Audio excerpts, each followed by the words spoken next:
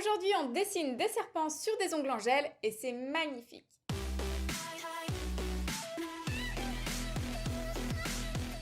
Salut à tous! On se retrouve pour un nail art assez spécial avec des serpents, un œil, le tout pour un thème gypsy et accrochez-vous, ça vaut le coup d'œil.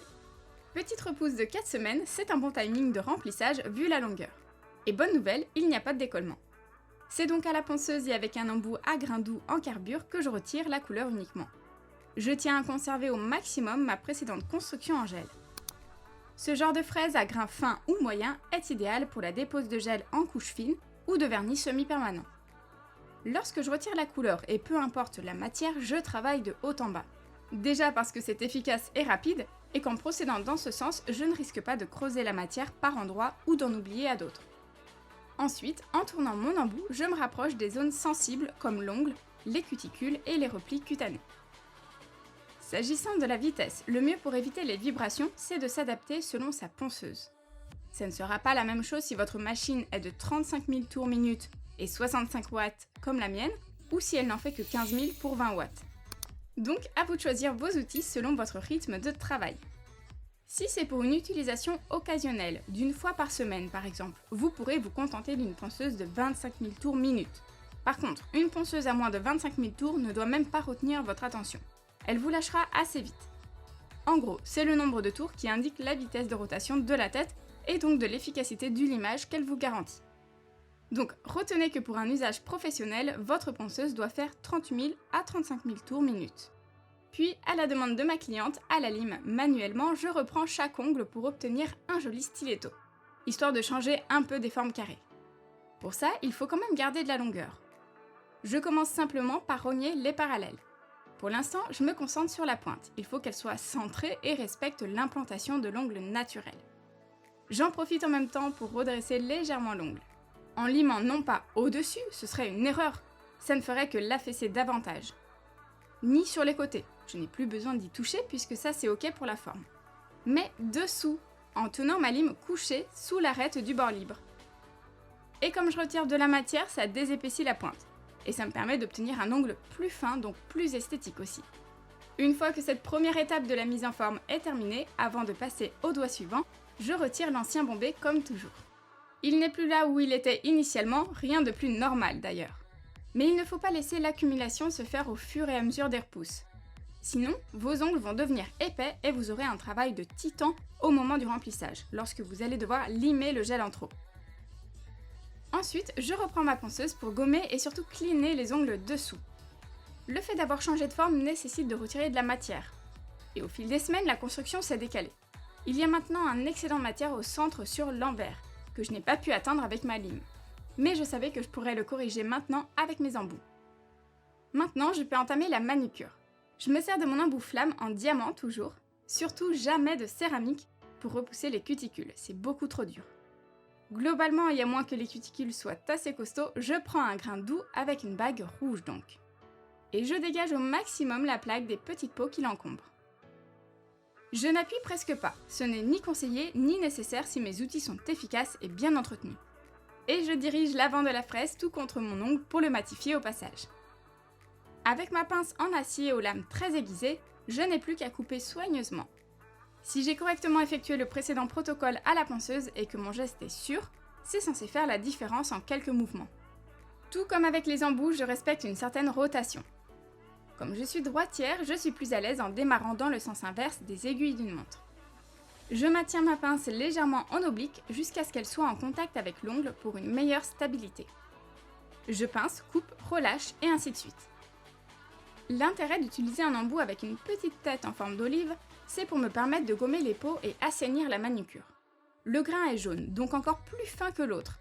Avec, je peux lisser le repli proximal toujours sans douleur.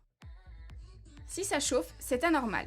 Soit vous ne tenez pas correctement votre ponceuse, soit la vitesse est trop rapide, le grain trop dur ou que vous vous attardez trop longtemps au même endroit. Pour le coup, c'est une étape bonus, j'y consacre moins de temps. C'est plus de l'entretien finalement. Mais je n'ai pas envie de m'en passer. Grâce à ça, l'aspect est beaucoup plus net. Je n'ai malheureusement plus de déshydratant en flacon avec pinceau. Comme il était devenu trouble, j'ai préféré le jeter. Je n'ai pas pu me réapprovisionner, alors je verse directement mon nail prep en bouteille sur un pad, que je tamponne sur chaque ongle. Ensuite, je pose mon primer, toujours sans acide et sans jamais toucher la peau. Si j'en mets trop, ça va couler et mon gel se décollera dans quelques jours à coup sûr. Après une bonne heure de préparation, je suis fin prête. Je réutilise le Builder Gel Clear d'Indigo pour sa nouvelle pose. Il est de viscosité moyenne et est très facile à manier, je n'ai pas besoin d'en mettre beaucoup.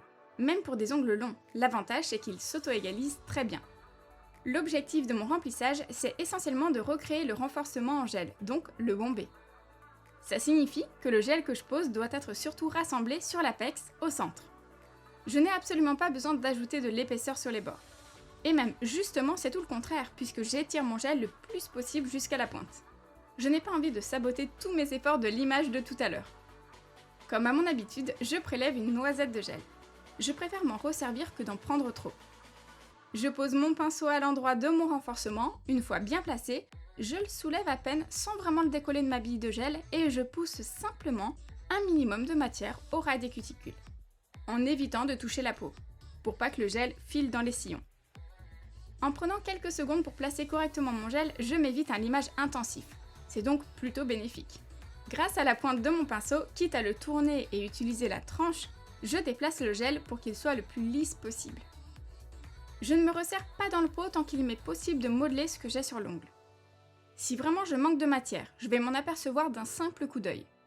Si l'ongle comporte un creux ou qu'il a perdu tout son bombé, même en utilisant la technique de la gravité, alors ok, à ce moment-là seulement j'en rajouterai un peu. Bien sûr, une fois bien catalysé pendant 90 secondes environ, je dégraisse pour retirer la couche collante du gel, sinon bonjour l'angoisse au premier coup de lime. D'ailleurs, je ne vais pas vraiment limer mon gel, finalement c'est assez propre, alors je vais juste passer un coup de polissoir comme le bloc 4 faces. C'est très efficace pour faire ressortir les défauts et les corriger. Je vérifie surtout qu'il n'y ait pas de gel sur les bords libres qui pourraient déformer les ongles. Je reproduis plus ou moins le même sens de l'image qu'avec un gros grain. Mon mouvement part du bas pour remonter vigoureusement en direction du bombé. Une fois les ongles bien dépoussiérés, j'applique ce magnifique Blue Jeans d'Indigo. Il a une viscosité un poil trop épaisse à mon goût, mais la couleur est superbe, très douce et bien opaque. Toujours en 2 fines couches que je catalyse respectivement 60 secondes de préférence. Sur les autres, j'applique de la même façon un VSP d'ongle 24 cette fois. Il s'agit du Nude Tennessee. On peut dire que c'est un joli beige avec une petite pointe sable clair qui sera parfait en toile de fond pour mon nail art. Et qui correspond à ce que ma cliente recherche, des décors, mais avec des couleurs discrètes, lumineuses et sobres. Il va falloir être vigilante pour ne pas coller de poussière ou de fil sur le vernis maintenant, parce que j'aimerais travailler directement sur la couche collante du VSP. J'étire bien la première couche en écrasant un peu mon pinceau sur l'ongle. Je ne veux surtout pas de paquet, donc je verrai sur le deuxième passage si j'ai besoin d'intensifier la couleur. Avant d'entamer les dessins, je préfère protéger les ongles qui n'auront pas de nail art, avec mon top coat favori, l'Extreme Shine de la marque The Gel Bottle. Pour mes tracés noirs, je me sers du Paint Art Gel d'ongle 24 et d'un pinceau à pointe fine. Sur cet annulaire, je commence par faire les contours de mon serpent, histoire de repérer les proportions et d'utiliser toute la surface de l'ongle comme demandé. Si vous n'êtes pas à l'aise au pinceau, vous pouvez parfaitement tracer vos motifs dans un premier temps au feutre à dessin. Ils ont une pointe très fine, c'est souvent la méthode utilisée pour les dessins de personnages. Je préfère mettre 2-3 coups de noir par endroit, toujours dans l'optique de me faire des points de repère. Plutôt que de tracer tout en une fois, ce ne serait pas très prudent. Au moins, je vais pouvoir donner un mouvement logique et réfléchi à mon serpent en suivant les marques comme une piste. Dès que j'ai bien avancé et dessiné intégralement les courbes du serpent, je catalyse une première fois et je remplis pour épaissir les traits. C'est sûrement la partie la plus simple. Il suffit de ne pas être trop gourmand sur la quantité de noir pour pas que le motif s'épate ou coule. Comme du coloriage en quelque sorte. Lorsque j'y vois plus clair, je peux alors ajouter la dernière partie de mon serpent pour créer un effet de profondeur en croisant son corps tout proche de son cou, comme des ondulations que je viendrai intensifier en blanc juste après. Pour la main gauche, je reproduis la même technique, sauf qu'ici je réalise un véritable triptyque. Je dessine également un serpent mais qui va cette fois courir sur 3 doigts, donc il faut que le mouvement soit cohérent d'un ongle à l'autre. C'est encore plus facile à réaliser puisque je peux utiliser toute la surface de l'ongle pour une moitié de serpent. Au moins, on le verra de loin celui-là. Bien sûr, il existe de jolis stickers serpents, mais clairement ce n'était pas l'effet souhaité et il m'aurait été bien difficile de trouver précisément le même motif et qui puisse correspondre exactement à la taille de ses ongles. La seule chose, c'est que pour ce type de nail art, il faut prévoir du temps supplémentaire. Sinon, vous ne serez jamais dans le timing que vous pensiez. Ensuite, je prends mon gel blanc pour dessiner avec mon pinceau à pointe fine des micro-dots et de petites croix sur mon serpent bien catalysé. Sans oublier ses petits yeux. Je continue en démarrant immédiatement par la tête de mon serpent pour être certaine de bien le placer. Par contre, pour ce type de nail art, il faut absolument que votre modèle sache se tenir. Les mouvements brusques sont les ennemis jurés des dessins de précision. Ainsi que les petits poils qui viennent se coller sur le vernis. Pas de chance, c'est précisément ce qui m'arrive. Et pour les retirer, je m'équipe d'une pince, je n'ai pas tellement envie d'en rajouter ou de salir mon dessin. Je reprends le noir pour rejoindre le cou du serpent au corps de l'autre partie qui attend sagement sur le majeur. Et malheureusement me voilà encore à batailler avec des fils indésirables. Entre chaque coup de pinceau, ce n'est pas le plus pratique. Ensuite, je continue tranquillement de terminer la partie haute de mon serpent et je remplis pour bien intensifier le noir et épaissir son corps bien sûr. Même chose, une fois le gel noir catalysé quelques secondes, je n'ai plus qu'à ajouter mes petits motifs blancs. Évidemment, si je ne passe pas dans la lampe une première fois, le blanc se mélangerait au noir et on n'y verrait pas grand chose, hormis peut-être de gros paquets tout déformés. Comme mon pinceau est vraiment très fin, je n'ai pas besoin de m'encombrer avec un dotting tool. J'utilise simplement les poils de mon pinceau en le tenant le plus à la verticale possible. Et tant que je ne fais pas pression dessus, les points resteront très petits du coup. Il faut catalyser à nouveau et le tour est joué. Après avoir essuyé la couche de sudation du vernis et placé une bande autocollante au milieu de l'ongle, je crée un baby black à l'éponge. Je démarre bien de la pointe, là où je dépose le maximum de noir, pour remonter petit à petit en épongeant la matière et commencer à créer alors mon dégradé. C'est quelque chose que vous pouvez parfaitement réaliser au airbrush si vous préférez. Entre temps, je recouvre de ma finition les autres ongles qui sont terminés et catalysés. Je borde très légèrement. Je continue mon ombré toujours en intensifiant la pointe et en estompant la démarcation entre le noir et le beige. Deux couleurs pour le coup très opposées. Une fois sec, je décolle la bande et corrige les petits défauts si le gel a coulé. Le mieux, c'est encore de recouvrir avec le vernis nude pour camoufler et redélimiter les bords. Pour les pouces, même topo, surtout qu'ils vont tous les deux être complètement recouverts de motifs. Alors j'applique la deuxième et dernière couche que je catalyse avant de dessiner dessus. On n'oublie pas l'index qui n'est pas encore terminé. C'est vrai qu'entre tous ces nail art, il ne faut pas perdre le rythme. Je démarre du haut de l'ongle et je commence par tracer deux traits bien droits, plus marqués en haut, que je ne termine pas tout à fait jusqu'à la pointe, ce n'est pas utile. Je vais surtout noircir à fond le haut de cette bande et je commence petit à petit par étirer au pinceau le gel noir pour créer un contraste entre les deux effets. Puis pour bien fondre le noir à la moitié, j'utilise un petit bout d'éponge, c'est encore le mieux. Une fois que je suis satisfaite, je catalyse pour figer le noir. Sinon, au moment d'appliquer mon top coat, le noir s'étalerait, ce serait la catastrophe. Mais je ne m'arrête pas là, je vais verser une poudre Snow Effect, donc effet sucre, sur la bande pour ajouter une petite fantaisie. J'ai bien sûr appliqué une finition rubber avant sur la zone à recouvrir pour que ma poudre se colle et adhère bien dessus, avant de catalyser une dernière fois. Sur le pouce, j'entame mon dessin. Ma cliente souhaite un œil esprit tatou et cartomancie qui ne soit pas du tout réaliste. Une fois les besoins cernés et quelques suggestions faites, je commence par tracer mes premiers repères. Là j'y vais un peu plus franchement, j'aimerais que mon trait soit assez fin. C'est pour ça qu'il faut avoir une trousse bien garnie. Je peux changer facilement de pinceau si l'envie m'en prend. D'ailleurs c'est ce que je vais finir par faire, les pouces sont plus grands, il ne s'agit plus de mon petit serpent tout mignon, le motif occupe une plus grande place, alors il me faut absolument un pinceau de nail art liner. Je termine mon pouce main droite qui est déjà bien avancé.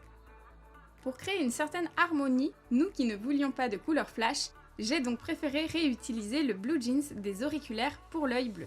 Au moins pas de mélange et ça reste cohérent avec le reste de la pose. Et bien sûr je les protège tous les deux avec ma finition sans résidus. À ce moment-là, j'apprécie vraiment le résultat. Le top coat vient parfaitement unifier le motif et le fait que ce soit simplement plus glossy valorise vraiment le dessin, je trouve. J'oubliais la petite touche de fin, j'applique mon gel glue Daily Charm pour ajouter une petite lune couleur or en métal martelé. Après une séance pareille, il est temps de bien hydrater les cuticules et d'apprécier ce look so gypsy dont je suis complètement in love. Avec ses bijoux et ses tatouages, ça lui va à merveille. Je trouve ce nail art absolument magnifique et vous en pensez quoi? Dites-le moi en commentaire. N'hésitez pas à rejoindre le club privé si vous voulez recevoir mes conseils chaque dimanche dans votre boîte mail. Lien en description. Merci à tous et nous on se retrouve très vite pour une prochaine vidéo. Ciao!